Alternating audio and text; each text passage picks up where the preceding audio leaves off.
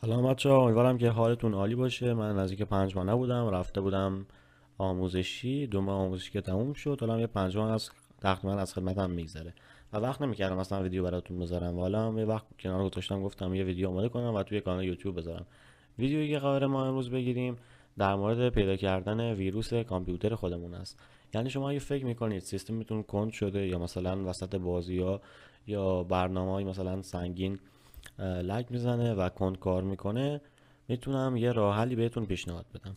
ما ویندوز آ رو اینجا میزنیم و امارتی رو اینجا سرچ میکنیم، اوکی میکنیم و اینجا روی حالت دیفالت اسکن خودش بذارید بالا بیاد. من چند لحظه صبر میکنم، اینجا نکس میکنم و رو همین حالت نکس میکنم و ما باید صبر کنیم تا پروسه این اسکن تموم بشه.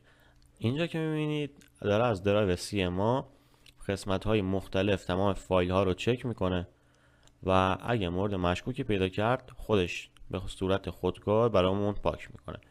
امیدوارم که از این ویدیو هم خوشتون اومده باشه. یه ویدیو خیلی کوتاه بود اما کاربردیه، حمایت فراموش نشه.